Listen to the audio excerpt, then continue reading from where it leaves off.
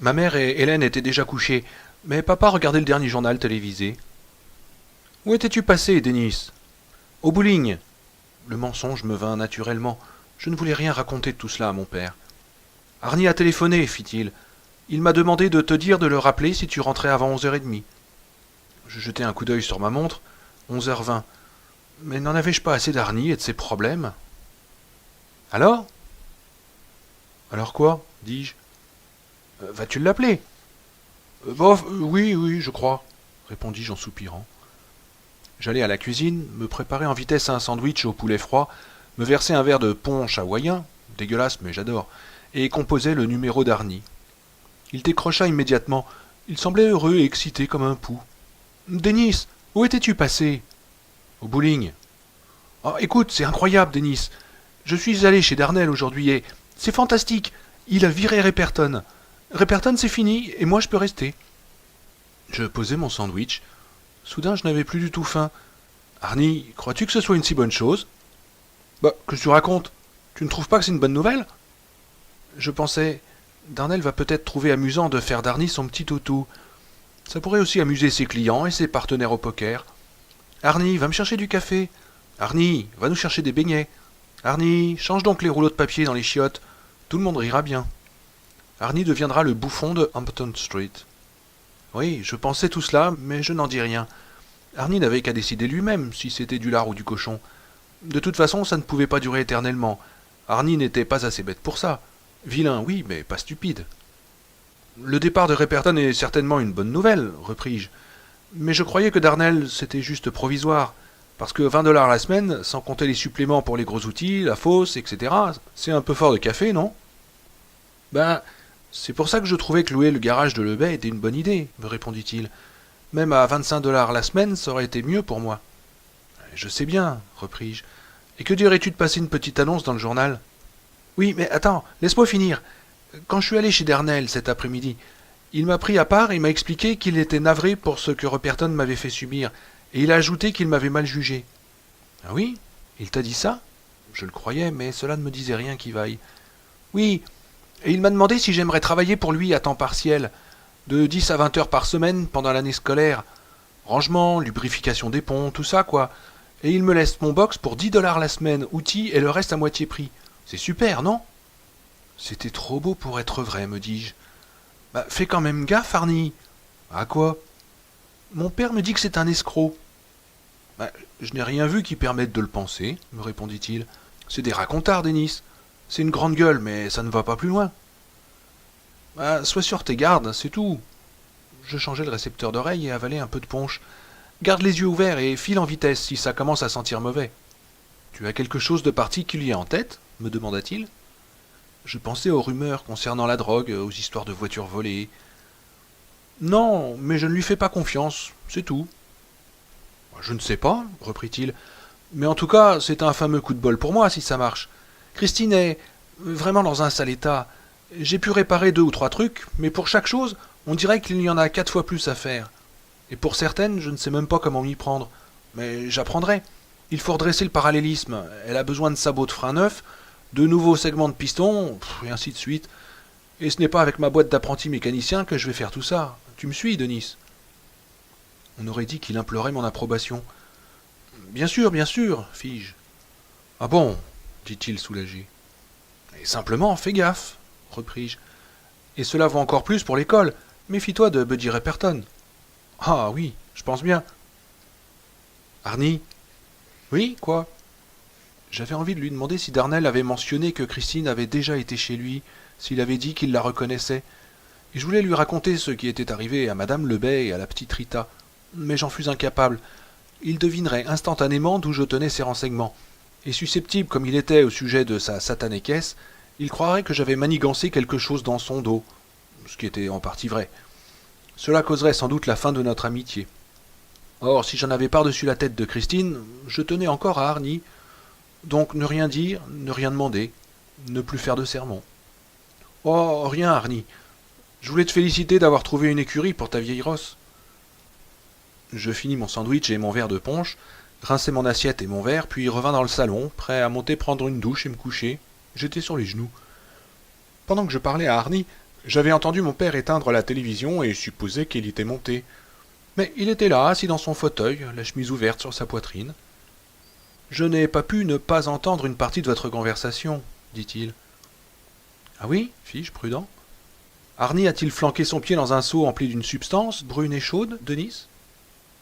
Je n'en suis pas sûr, vraiment, répondis-je. Disons que je hume une certaine exhalaison. Tu veux en parler? Non, pas maintenant, papa, si ça ne te fait rien. Entendu. Mais si, comme tu l'as dit à Arnie, ça commence à sentir mauvais, tu me promets de me tenir au courant? Promis, papa. Je me dirigeais vers l'escalier et j'allais monter quand mon père m'arrêta en déclarant « J'ai tenu les livres de compte de Will Darnell et j'ai calculé ses impôts pendant près de 15 ans, tu sais ?» Je me retournai très surpris. « Non, vraiment, j'en savais rien. » Mon père sourit, un sourire que je ne lui avais jamais vu et que ma mère elle-même n'avait dû voir que rarement. D'abord, on aurait pu croire que c'était un sourire un peu endormi, mais en regardant mieux, on s'apercevait que c'était en fait un rictus dur, cynique. « Denis, es-tu capable de garder un secret ?»« Oui, je crois. Il ne faut pas que tu le croies seulement. »« Non, j'en suis sûr. »« Ah, c'est mieux. » Eh bien, j'ai travaillé pour lui jusqu'en 1975, date à laquelle il s'est mis à utiliser les services de Bill Upshaw, un type de Mandreville. Mon père m'examina attentivement. Je ne dis pas que Bill Upshaw est un filou, mais ses scrupules sont certainement assez minces pour qu'on puisse lire à travers. L'an dernier, il s'est offert une baraque de 300 000 $. Papa désigna d'un geste notre propre maison et laissa retomber son bras sur ses genoux. Il a acheté cette maison avec maman 1 an avant ma naissance pour 62 000 $. Elle en vaut peut-être 150 000 à présent. Ce n'est que l'année dernière qu'ils ont reçu le petit papier de la banque indiquant qu'ils avaient fini de payer. À cette occasion, nous avons fait une fête dans le jardin. Papa a allumé le barbecue, a planté le papier rose sur une brochette, et toute la famille a pu le tenir au-dessus des braises, chacun son tour, jusqu'à ce qu'il ait disparu. Rien à voir avec ça, pas vrai, Denis? Me demanda-t-il. Ah, moi ça me va très bien, fis-je en venant m'asseoir à côté de lui. Quoi qu'il en soit, reprit-il, Darnell et moi, nous ne sommes pas séparés en mauvais termes, même si je ne tenais pas spécialement à conserver son estime. Je pense que c'est un scélérat. J'opinai la tête, car l'expression me plaisait. Elle traduisait exactement ce que j'en pensais. Mais il ne faut pas confondre une relation personnelle et une relation professionnelle, reprit-il. On l'apprend très vite dans le métier.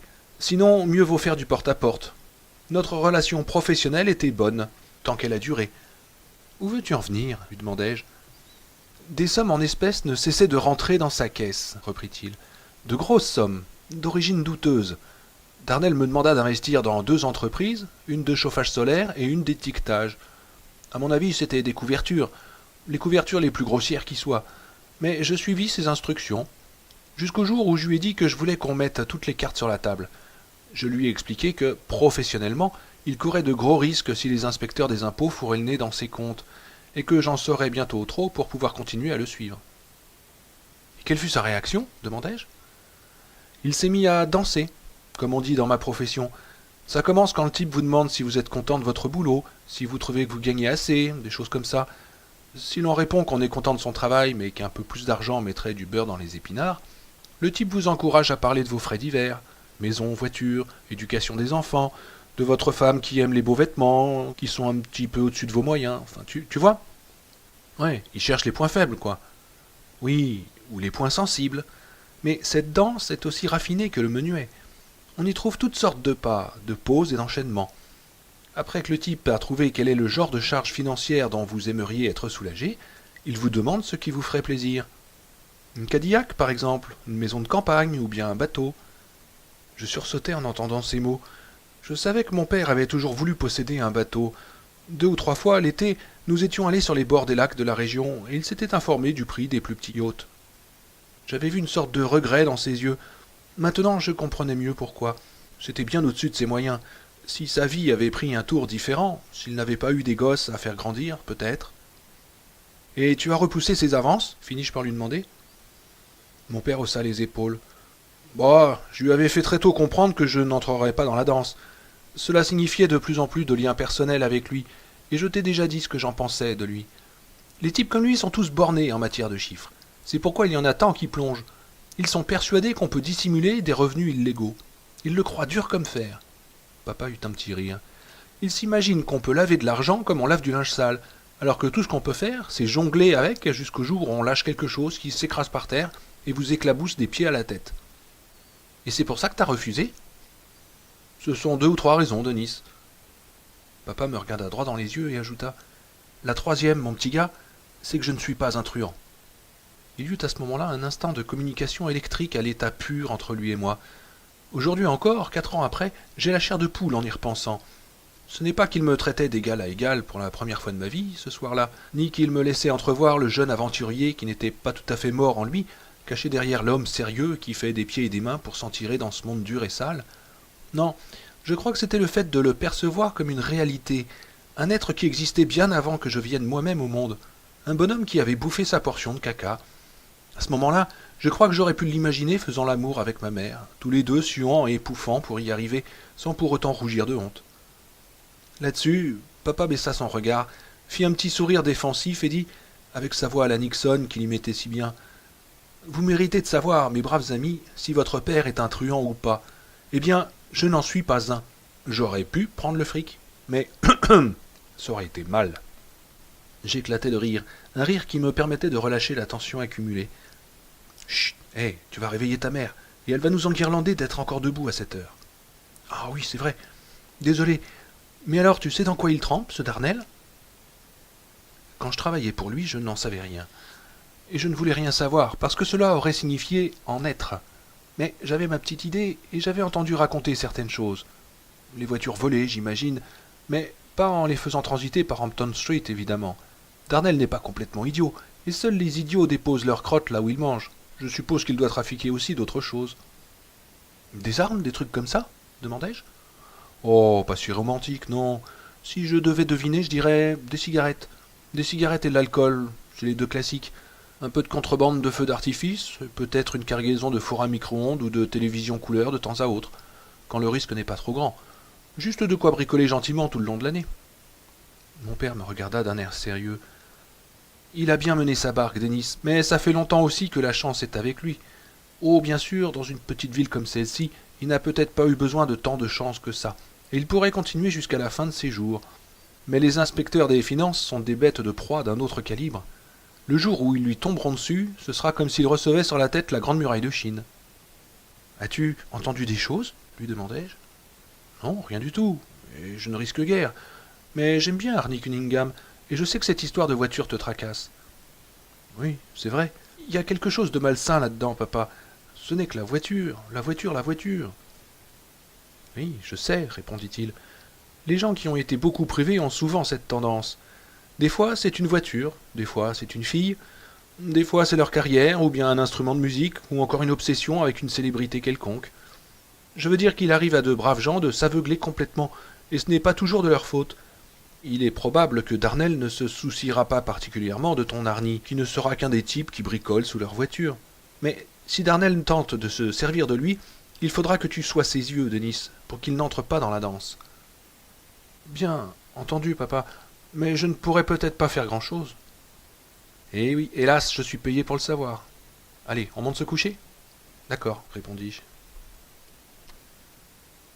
Entre ses journées de travail et le temps passé avec Christine, le soir, Arnie voyait de moins en moins ses parents, avec qui les rapports étaient devenus tendus. La maison Cunningham, toujours tellement agréable et paisible autrefois, était à présent un camp retranché. Pourtant, lorsque Michael et Regina lancèrent l'idée d'un week-end de 4 jours dans leur maison au bord du lac avant la rentrée des classes, Arnie accepta tout en sachant qu'il aurait préféré consacrer les 4 jours à bosser sur Christine. Il me disait de plus en plus souvent qu'il allait leur montrer. Il allait faire de Christine un vrai bijou. Il avait déjà prévu de la repeindre en rouge vif et ivoire, comme elle était autrefois, quand la carrosserie serait refaite. Il n'en suivit pas moins ses parents pour ce week-end, décidés à faire le bon garçon pendant 4 jours, et même à passer un agréable moment avec eux, ou à faire semblant. Je me rendis chez les Cunningham la veille de leur départ, le soir, et j'eus la joie de constater que père et mère m'avaient absous de toute faute dans l'affaire de la voiture, qu'ils n'avaient d'ailleurs toujours pas vue. Ils admettaient que leur fils fût seul dans son étrange obsession. Cela me convenait parfaitement. Regina rangeait les bagages, j'aidai Arnie et son père à ficeler solidement leur canoë sur le toit de leur voiture. Lorsque ce fut terminé, Michael suggéra à son fils, avec l'air d'un puissant roi qui confère un honneur incroyable à deux de ses sujets préférés, d'aller chercher quelques bières pour tout le monde. Arnie, affectant l'expression et le ton d'une gratitude éberluée, répliqua que c'était super. En se tournant vers la maison pour aller les chercher, il me fit un clin d'œil discret. Michael s'appuya contre l'automobile et alluma une cigarette.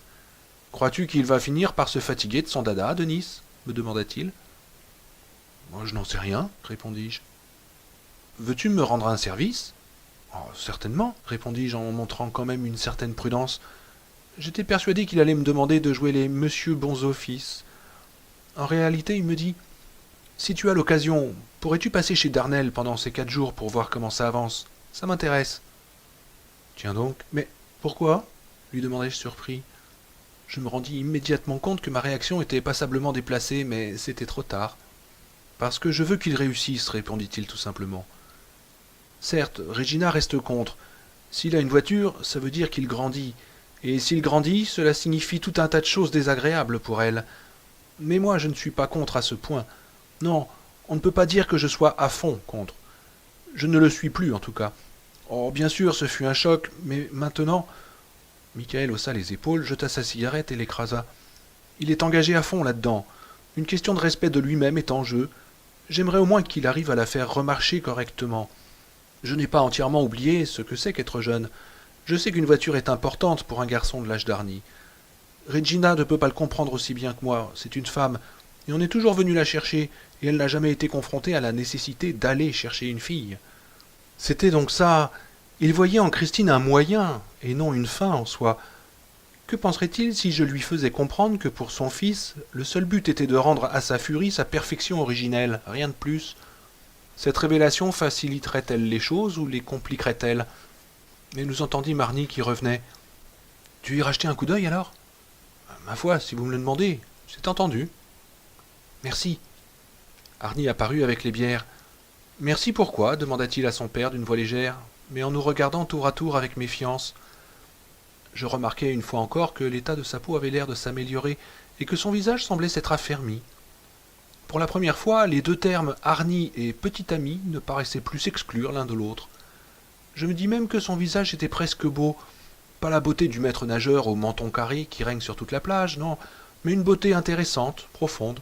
« Merci du coup de main pour installer le canoë, » répondit Michael avec un calme absolu. « Ah, d'accord. » Nous bûmes nos bières, je rentrai à la maison. Le lendemain, le joyeux trio partait à la campagne, officiellement pour retrouver l'unité familiale perdue au cours de l'été. La veille de leur retour, je descendis chez Darnel, autant pour satisfaire ma propre curiosité que celle de Michael Cunningham. J'y vis entre autres une espèce de pouilleux portant un blouson de cuir très usé, les yeux injectés de sang, qui était en train d'enlever ou de remettre le collecteur d'échappement d'une vieille BSA. On voyait sur le dos de son blouson un crâne coiffé d'un béret vert et cette charmante devise « Tuons-les tous et Dieu fera son tri ». Je cherchais Darnel, il n'était pas là. Personne ne faisait attention à moi, je me dirigeais vers le box 20 où était Christine. Mais en m'approchant, je sentis de nouveau l'étrange impression monter en moi. Il n'y avait aucun motif pour cela, mais j'étais incapable d'écarter cette sensation. Et sans même y réfléchir, je fis un pas de côté pour ne pas être exactement en face d'elle. Ma première impression fut que le teint d'Arnie s'améliorait conjointement avec celui de Christine. Ma seconde fut qu'Arnie, lui d'habitude si méthodique, améliorait sa voiture en procédant d'une manière bien désordonnée. L'antenne tordue avait été remplacée par une neuve qui brillait sous la lumière des tubes fluorescents. La moitié de la calandre avait été remplacée, l'autre était encore toute piquée par la rouille. Mais il y avait autre chose. Je longeai la voiture du côté droit pour regarder l'arrière. Bon, ce doit être de l'autre côté, c'est tout, me dis-je. Mais de l'autre côté, rien non plus. Je m'appuyai contre le mur, sourcils froncés, tenant de me souvenir. J'aurais juré que la première fois où j'avais vu la voiture sur la pelouse de Lebet, il y avait un jolignon près de l'arrière, d'un côté ou de l'autre. Je me dis que j'avais dû rêver, puis je me repris en secouant la tête. Mais non, ce n'est pas parce qu'il n'y était plus maintenant qu'il n'avait jamais existé. Arnie avait dû le faire disparaître d'une manière ou d'une autre. Sauf qu'il n'y avait aucun signe qu'il y ait fait quelque chose. Aucun signe de mastic ou de nouvelle couche de peinture. Rien. Rien que le métal sale de la vieille carrosserie de Christine. Je restai immobile au milieu du vacarme des outils, me sentant très seul et soudain très effrayé. Ça ne tournait pas rond, cette histoire. Il y avait quelque chose de dingue. Arnie avait changé l'antenne alors que le pot d'échappement était bouffé jusqu'à la moelle. Il avait remplacé une moitié de calandre, mais pas l'autre. Il avait dit qu'il fallait régler le parallélisme, mais il avait remplacé le siège arrière, laissant le siège avant dans l'état pitoyable où il était quand il avait acheté la voiture. Ah, je n'aimais pas du tout cela. C'était dingue et ça ne ressemblait pas à Arnie. Brusquement, il me parut extrêmement important de regarder sous le capot. Je reviens vers l'avant. Je n'aimais pas me tenir devant cette voiture, non, vraiment pas, et cherchais le crochet pour ouvrir le capot. Introuvable. Je me dis qu'il devait être commandé de l'intérieur. J'allais donc faire le tour par devant, quand je vis quelque chose d'autre qui... Ah, mes aïeux me fit blêmir de peur. Pour le paix à l'arrière, je pouvais admettre que je m'étais trompé, d'accord. Je savais que je ne me trompais pas, mais enfin... Mais ça, c'est absolument différent. Le réseau de fente du pare-brise avait rétréci. Je le jure, il avait rétréci. Je revins en pensée au jour où j'avais examiné la voiture pendant qu'Arnie était entré chez Lebet pour conclure l'affaire. Toute la partie gauche du pare-brise était alors une toile d'araignée partant d'un point central, sans doute le point d'impact du caillou jeté sur la voiture. À présent, cette toile d'araignée paraissait moins grande et moins complexe. On voyait l'intérieur de la voiture à travers, alors qu'avant c'était impossible. Je ris, d'un rire de malade. Les deux types qui travaillaient dans un des box voisins relevèrent la tête, curieux, et l'un dit quelque chose à l'autre. Un rire de malade, oui, mais cela valait peut-être mieux que de ne pas rire du tout. Pas de doute, ça devait être une illusion d'optique, rien de plus. Mais je voulais toujours regarder sous le capot, cela dit, encore plus qu'avant. Je passais du côté du volant, la portière était verrouillée. Les 4 portières l'étaient d'ailleurs. Normal, Arnie n'aurait pas pu ne pas prendre la précaution de boucler sa voiture dans cet endroit où n'importe qui pouvait y fourrer son nez. Creperton avait peut-être fichu le camp, mais l'animal du genre Débilus moyennus n'était pas rare. Entendu, sauf que quand j'étais arrivé au garage, quelques minutes plus tôt, les 4 boutons de fermeture des portières n'étaient pas baissés. Alors quoi? Allais-je croire à présent que la voiture, devinant que je voulais entrer dedans pour tirer le bouton commandant l'ouverture du capot, et ne voulant pas que je le fasse, avait verrouillé elle-même les portières? Ah non, c'était trop drôle. Je ris de nouveau. C'est à ce moment-là qu'une main s'abattit lourdement sur mon épaule. Je me retournai, c'était Darnell. Un mégot de cigare repoussant lui pendait aux lèvres et il portait des petites lunettes semi-sphériques derrière lesquelles ses yeux m'inspectaient froidement. « Qu'est-ce que tu fabriques là, gamin? Cette voiture n'est pas à toi. »« Je sais, elle appartient à un ami. J'étais avec lui le jour où il l'a amenée ici. Vous vous souvenez peut-être de moi. »« Mais je m'en fous complètement. Même si t'as amené cette bagnole ici en la faisant avancer sur une planche à roulettes, cette voiture ne t'appartient pas. Alors déguerpille et en vitesse. Oust !» J'aurais déguerpi avec le plus grand plaisir, mais il y avait quelque chose qui m'intriguait de plus en plus, au point d'être comme une démangeaison qu'on a besoin de gratter tout le temps. « Sois ses yeux », avait dit mon père. Le problème était que je n'arrivais pas à croire ce que je voyais. « Je m'appelle Dennis Gilder, dis-je soudain à Darnell. Mon père tenait autrefois vos comptes, n'est-ce pas ?» Il me regarda longtemps avec une absence totale d'expression dans ses petits yeux de cochon, et j'aurais parié qu'il allait me répondre qu'il se fichait complètement de savoir qui était mon père, et que je ferais mieux de laisser travailler tranquillement ces hommes qui réparent leur voiture pour pouvoir continuer à faire manger leur famille et patati et patata. Mais il sourit, un sourire qui n'atteignit pas ses yeux, et fit « Tu es le fils de Kenny Gilder ?»« Ouais, répondis-je.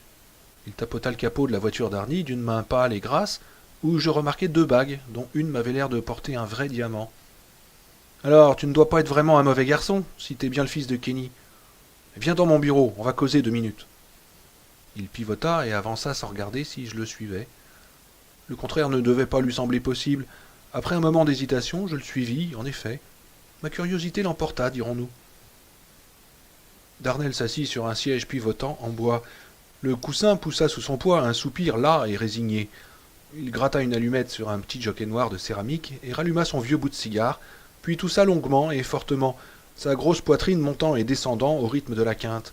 « Un Pepsi » me proposa-t-il enfin. « Non, merci, » fis-je en m'asseyant en face de lui. « Alors, comment va ton père, Denis? Son palpitant tient le coup ?»« Ça va, oui. Quand je lui ai raconté qu'Arnie avait mis sa voiture ici, il s'est rappelé de vous immédiatement et m'a dit que Bill Upshaw s'occupait de votre comptabilité à présent. »« Ouais, il est très bien même. Mais pas aussi bien que ton père, ça c'est sûr. Dis donc, c'est ton pote Arnie qui t'a envoyé pour voir si Reperton était bel et bien parti ?»« Non, pas du tout, répondis-je. »« Eh bien, dis-lui que oui, continua Darnell comme si je n'avais rien dit. Ce crétin, Quand ils ramènent leur caisse ici, je leur dis toujours « Tu files droit ou tu fous le camp ?» Il a cru, sous prétexte qu'il travaillait un peu pour moi, qu'il allait pouvoir tout se permettre, le petit salaud. Darnel fut pris d'une nouvelle quinte de tout, qui mit longtemps avant de cesser. Je commençais à faire de la claustro. Arnie, lui, est un brave petit gars. Il a vraiment pigé ce qu'il fallait faire. Faire quoi? Eus-je envie de demander, mais je me tus. Darnel me le dit de toute façon.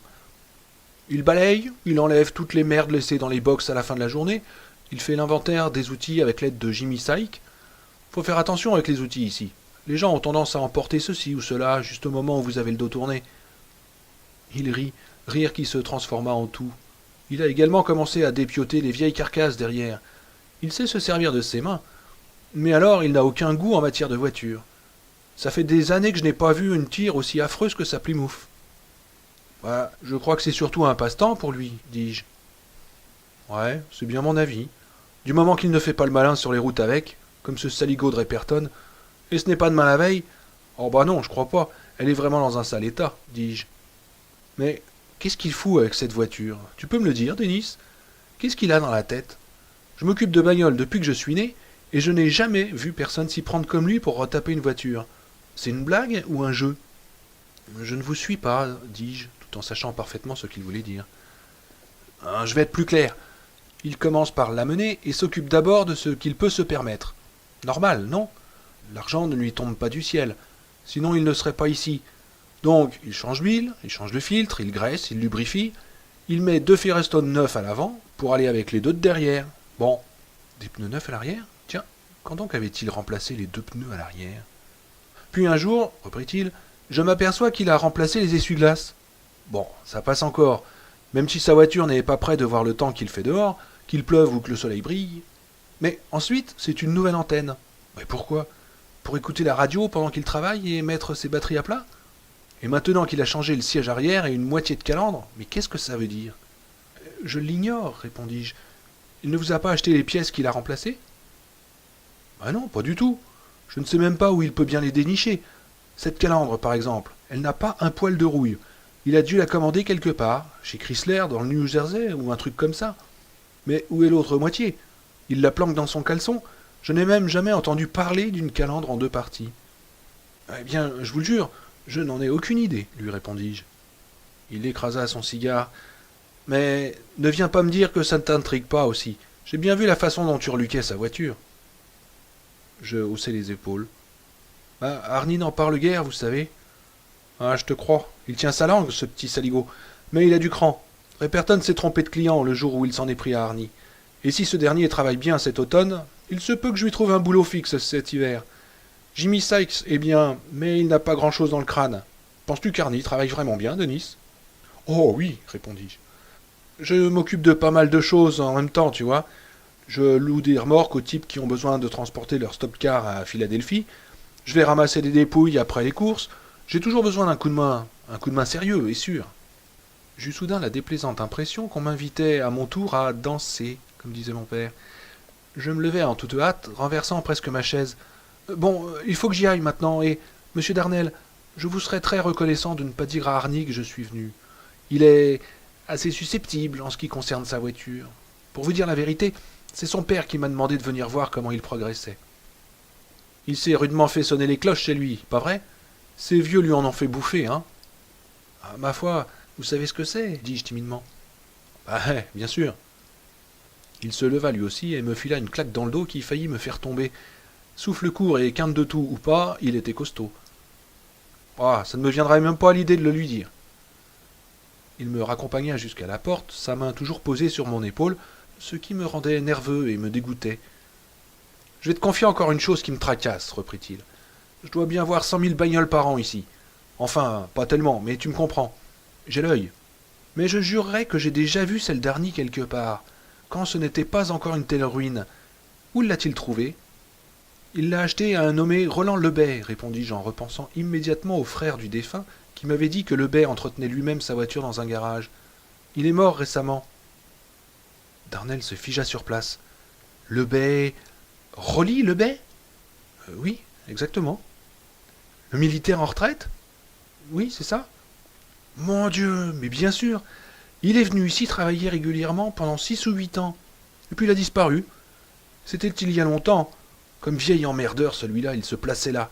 Il ne supportait personne. Si on lui avait versé de l'eau bouillante dans la gueule, il aurait pissé des glaçons. Darnell me serra l'épaule plus fort. Dis donc, est-ce que ton ami Cunningham sait que la femme de Lebet s'est suicidée avec cette voiture? Comment? Dis-je, feignant la surprise. Si je disais à Darnell que je l'avais appris par le frère de Lebet, il pourrait le répéter à Arnie. Darnell me raconta donc toute l'histoire, que je connaissais déjà, celle de la petite fille, puis celle de la mère. Oh, je suis prêt à parier qu'Arnie en ignore tout, dis-je. Lui raconterez-vous? Et toi? Me demanda-t-il. Oh non, je ne vois pas de raison de le faire. Eh bien, moi non plus, dit-il. Ce vieux salaud de Lebet. J'espère qu'il crapahute jusqu'à la fin des temps là où il est. Une, deux. Ouais. Eh bien, salut, fiston. Dis bonjour à ton père pour moi. Oh, je n'y manquerai pas. Et conseille à Cunningham d'avoir Repperton à l'œil. J'ai dans l'idée qu'il est du genre rancunier. Ah, je suis bien de votre avis, répondis-je avant de sortir du garage. Après cette visite, l'école reprit, et il ne se passa rien pendant une quinzaine de jours. Arnie ne découvrit pas que j'étais allé au garage, et je m'en réjouis. Je ne crois pas qu'il l'eût bien pris, mais Darnell tint parole et se tut, probablement pour des raisons qu'il regardait. J'appelai Michael un après-midi, après les cours, sachant que son fils était au garage. Je lui dis qu'Arnie avait un peu bricolé son engin, mais que ce n'était pas demain la veille qu'il pourrait rouler avec. J'ajoutai que mon impression était qu'Arnie faisait joujou. Son père accueillit cette nouvelle avec un mélange de surprise et de soulagement, et on n'en reparla plus, pendant quelque temps. Le mardi, après le match de notre équipe contre les Philadelphia City Dragons, il y eut du nouveau. Cela nous met donc au 26 septembre. C'était juste après la classe d'histoire, la dernière heure du matin, qu'Arnie avait surnommé la classe de Borgborigme, parce que tout le monde avait faim et que les estomacs faisaient un tas de bruit intéressant. En sortant, une fille vient vers Arnie et lui demanda le sujet d'un devoir d'anglais à faire pour la semaine suivante. Arnie se mit à feuilleter son cahier pour lui trouver le sujet et, pendant ce temps, la fille l'observa d'un air sérieux avec ses yeux bleu foncé. Elle avait des cheveux d'un blond lui aussi assez foncé, la couleur du miel frais qui sort des ruches. Ils étaient retenus par un large ruban bleu qui allait avec la couleur de ses yeux. Je me sentis tout retourné rien qu'à la regarder. Pendant qu'elle copiait le sujet, Arnie l'observa à son tour. Ce n'était pas la première fois que je voyais Leigh Cabot. Elle était arrivée du Massachusetts 3 semaines auparavant, et on m'avait dit que son père travaillait chez 3M, la fabrique de rubans adhésifs. Ce n'était pas non plus la première fois que je la remarquais, car Leigh Cabot était, pour être franc, tout simplement belle. J'ai remarqué que, dans les romans, les écrivains inventent toujours un petit défaut ici ou là, chez les femmes ou les jeunes filles qu'ils créent, peut-être parce qu'ils croient que la vraie beauté est un stéréotype, ou bien qu'un petit défaut rendra le personnage plus réel. Mais Leigh Cabot était tout simplement belle. Sa peau était claire et parfaite, rehaussée d'une touche de couleur naturelle. Elle faisait environ 1m72, ce qui est grand pour une fille, mais pas trop. Elle avait des seins fermes et accrochés haut, une taille fine autour de laquelle on aurait presque pu refermer les 2 mains, en tout cas on avait drôlement envie d'essayer, de belles hanches et des jambes impeccables. Un beau visage donc, accompagné d'une silhouette harmonieuse et attirante, sans le moindre défaut. Barbant à dessiner, je suppose, car trop parfait, mais pas barbant à contempler, je vous assure. 2 ou 3 garçons avaient tenté leur chance avec elle, mais elle les avait conduits aimablement. On supposait qu'elle avait laissé son cœur à un gars du Massachusetts, mais que, tôt ou tard, elle céderait. Je remarquai aussi pour la 3e fois que la peau d'Arnie s'était arrangée à une vitesse incroyable. Les pustules avaient disparu, laissant des sortes de petites cicatrices sur ses joues. Mais si un homme possède un visage viril, ces marques ne sont pas graves. Au contraire, elles peuvent lui donner du caractère. Pendant que Leigh et Arnie s'observaient en catimini, j'observais moi-même Arnie, me demandant quand et comment exactement ce miracle s'était produit. Le soleil qui passait par les fenêtres de la salle de classe soulignait avec netteté le visage de mon ami. Il avait l'air plus vieux, comme s'il avait vaincu son acné non seulement par des lavages réguliers et l'application de je ne sais quelle pommade, mais en faisant avancer le temps de 3 ans. Il avait les cheveux coupés différemment, ils étaient moins longs, et il avait rasé les pattes qu'il avait sur les joues depuis qu'il avait eu assez de poils, ce qui remontait à 1 an et demi. Je repensais au jour où nous étions allés voir ensemble un film de kung-fu. C'était l'heure que j'avais noté pour la première fois sa guérison. Si ça ne tenait qu'à ça, adolescents du monde entier, réjouissez-vous. Pour résoudre une bonne fois votre douloureux problème d'acné, il vous suffit d'acheter une vieille bagnole. Et acheter une vieille bagnole et quoi? Elle vous changera la tête, votre façon de penser? et changera ainsi votre métabolisme, libérera votre vrai moi. Merci, Arnie, dit Leif de sa voix douce et claire. Elle referma son cahier. Ok, fit Arnie. Leurs yeux se croisèrent, ils se regardaient en face à présent, et même moi, et je sentis la décharge passer entre eux. À tout à l'heure, en classe de calcul, ajouta-t-elle en s'éloignant, ses hanches ondulant sous sa jupe de tricot vert, ses cheveux caressant son dos. Tout le monde se sépara pour l'heure du déjeuner. Je partis chercher le mien en pensant à Leif Cabot et à la façon dont serait accueillie sa liaison avec Ernie. Le monde du lycée est extrêmement conservateur. Les filles suivent la mode jusqu'au plus petit bouton, les garçons font de même. Tout le monde fume un joint ou renifle une ligne, mais tout ça, c'est le vernis, c'est l'extérieur. La défense derrière laquelle on se réfugie pour s'interroger sur ce qui nous arrive au juste. C'est comme une glace qu'on utilise pour renvoyer dans l'œil des professeurs et des parents les rayons du soleil, en espérant que le reflet les gênera assez pour ne pas qu'ils nous embrouillent encore plus que l'on est. Mais au fond, la plupart des lycéens sont aussi branchés qu'une tablée de dignitaires du RPR. Les filles possèdent peut-être tous les albums de Black Sabbath, mais si le chef du groupe leur filait un rencard, elles en auraient une hémorragie rien qu'à l'idée. Quoi qu'il en soit, sans les boutons et l'acné, Arnie avait l'air très bien, plus que très bien même, mais aucune des filles qui l'avaient connu l'année précédente, quand il avait encore la gueule de Frankenstein, n'aurait voulu sortir avec lui, même maintenant, car elle ne le voyait pas comme il était vraiment. Pour Leif, c'était différent. Arrivée récemment à Libertyville, elle n'avait aucune idée de la figure qu'Arnie avait eue pendant 3 ans au bahut. Elle n'avait pas de préjugés. Avec mon sac de sandwich, je sortis donc et me dirigeai vers les ateliers. C'est un bâtiment en tôle ondulée, ressemblant au garage d'Arnel, mais beaucoup plus propre, bien sûr. Il abrite la menuiserie, la salle de mécanique automobile et celle des arts graphiques.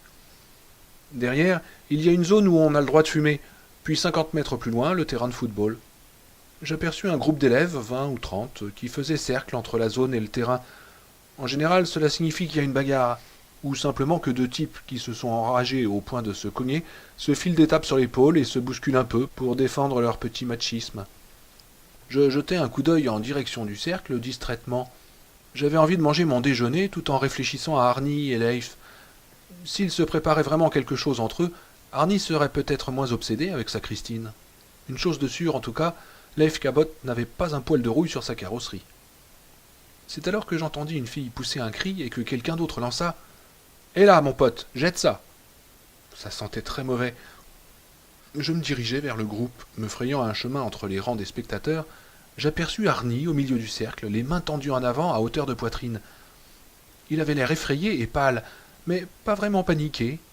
À quelques pas de lui, par terre, son sac de déjeuner écrabouillé. L'empreinte d'une semelle se dessinait dessus. En face de lui, en blue jean et t-shirt blanc collant qui dessinait ses muscles, se tenait Buddy Repperton. Il tenait un couteau à cran d'arrêt dans la main droite et le balançait lentement devant son visage, comme un magicien accomplissant des passes mystérieuses. Il était grand et large d'épaules. Ses cheveux longs et noirs étaient peignés en queue de cheval. Son visage aux traits lourds exprimait la stupidité et la mesquinerie. Il arborait un très léger sourire. Mais ce qui me fit le plus peur était qu'il n'avait pas simplement l'air stupide et mesquin, mais aussi l'air fou.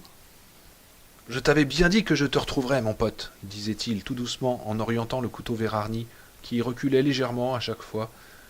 Le cran d'arrêt avait un manche d'ivoire pourvu d'un petit bouton chromé qui faisait sortir la lame, laquelle mesurait 20 bons centimètres. Ce n'était pas un couteau du tout, mais une putain de baïonnette. « Vas-y, Budgie, fais-lui une boutonnière !» lança d'un ton joyeux Don Vandenberg, un de ses complices. Ma bouche se dessécha complètement. Je regardais autour de moi. Mon voisin, un nouveau que je ne connaissais pas, regardait, hypnotisé. « Hé !» fis-je, en lui donnant un coup de coude pour le sortir de son hypnose. « Va chercher M. Cazet. Il est en train de déjeuner dans l'atelier de menuiserie. Va le chercher tout de suite. » Repperton me jeta un coup d'œil, puis revint sur Arnie. « Alors, Cunningham, t'avances ?»« Jette ton couteau, et tu me verras venir, merdeux !» répondit Arnie d'une voix parfaitement calme. « Merdeux, tiens, ce mot me rappelait quelqu'un. » Le mot ne plut guère à Repperton, qui s'empourpra et s'approcha d'Arnie. Celui-ci pivota. Je me dis qu'il allait arriver quelque chose dans peu de temps, un de ces gestes qui nécessitent des points de suture et qui laissent une balafre. « Va chercher immédiatement Cazet !» répétai-je au nouveau, qui finit par se décider. Mais il me semblait que tout serait fini avant qu'il arriverait, à moins que je parvienne à retarder les événements. « Lâche ce couteau, Repperton !»« Tiens, mais c'est le petit copain à face de con. Tu veux essayer de me faire jeter mon couteau ?» Tu as un couteau et lui pas. Dans mon dictionnaire, ça te classe parmi les rats de dernière catégorie. Il s'empourpra un peu plus. Sa concentration était brisée. Il regarda Arnie, puis moi. Arnie me lança un regard de pure gratitude. Il en profita aussi pour se rapprocher légèrement de Reperton. « Lâche ton cran !» cria quelqu'un à Reperton. Quelqu'un d'autre reprit la même phrase, et bientôt tout le groupe se mit à scander « Lâche ton cran! Lâche ton cran! Lâche ton cran !» Reperton n'aimait pas du tout ça. Être le centre d'intérêt ne lui déplaisait pas, mais pas de cette façon-là. Ses yeux sautèrent nerveusement d'Arnie à moi, puis de moi aux autres témoins de la scène. Une mèche de cheveux descendit sur son front, il la repoussa. Lorsqu'il me regarda de nouveau, je fis un geste pour lui faire croire que j'allais lui sauter dessus. Le couteau fut dirigé vers moi, et Arnie en profita pour agir bien plus vite que je ne m'y serais attendu. Il porta de la main droite un coup de karaté maladroit, mais assez efficace, qui heurta violemment le poignet de Reperton, faisant tomber le couteau par terre. Celui-ci résonna sur le goudron semé de mégots écrasés. Reperton se pencha pour ramasser sa lame, mais avec une précision parfaite, Arnie lui écrasa la main au moment où elle touchait l'asphalte. Il porta tout son poids sur son pied, Reperton hurla. Vandenberg entra alors en action. Il se jeta sur Arnie et le fit tomber par terre. Sans même réfléchir, j'entrai à mon tour dans la bagarre et envoyai à Vandenberg un coup de pied terrible dans le cul. Vandenberg, un grand type maigre qui devait avoir dans les 19 ou 20 ans, se mit à brailler et à sautiller sur place en se tenant le fond. C'est alors qu'un bras m'entoura à la gorge et qu'une main serra ce que j'ai entre les deux jambes. Je compris ce qu'on allait me faire, mais il était trop tard pour m'y opposer. La main serra aussi fort que possible mes testicules, ce qui produisit une douleur quasiment insupportable dans mon ventre et dans mes jambes. Lorsque le bras relâcha son étreinte autour de mon cou, je ne pus que m'écrouler par terre, ramassé en boule. « Alors, ça t'a plu, ça, hein, gros con ?» me demanda un type lourdeau aux dents pourries qui portait des lunettes à fine monture métallique, tout à fait déplacées sur sa tronche d'abruti. C'était Mookie Welch, un autre copain de Buddy. Mais soudain le cercle des spectateurs s'ouvrit et j'entendis une voix d'adulte crier « Laissez-moi passer, dispersez-vous, vous autres, allez, du balai !» C'était enfin M. Cazet. Buddy Reperton eut le temps de ramasser son cran d'arrêt, de faire rentrer la lame et de fourrer le tout dans la poche arrière de son jean. Sa main était sanguignolante et allait enfler. Le misérable salaud, j'espérais qu'elle gonflerait assez pour ressembler aux gants de Donald Duck. Mookie Welch s'écarta de moi en jetant un regard vers M. Cazet et me lança « On se retrouvera, connard !» Vandenberg dansait moins la gigue, mais il se tenait encore la partie de sa personne qui avait souffert, et des larmes de douleur lui coulaient sur le visage. Arnie passa un bras autour de moi et m'aida à me relever. Sa chemise était toute sale à l'endroit où il était tombé quand Vandenberg s'était jeté sur lui. « Ça va, Denis ? Qu'est-ce qu'il t'a fait ?»« Ah, il m'a un peu serré les couilles, mais ça va aller. » M. Cazet se frayait un chemin à travers l'assistance et évaluait la situation. M. Cazet était de taille moyenne, d'âge moyen, et il perd ses cheveux. Il porte des lunettes à épaisse monture de cornes et des chemises blanches toutes simples, sans cravate. Ce n'est pas un balèze, mais on le respecte. Personne ne lui jouerait de tour de cochon, parce qu'il n'a pas peur des gosses, comme tant d'autres professeurs. Les jeunes le sentent bien, Buddy, Vandenberg et Mookie, comme les autres, et cela se voyait dans leur façon de baisser les yeux et de racler leurs souliers par terre. « Disparaissez !» lança M. Cazet aux autres élèves qui y restaient encore.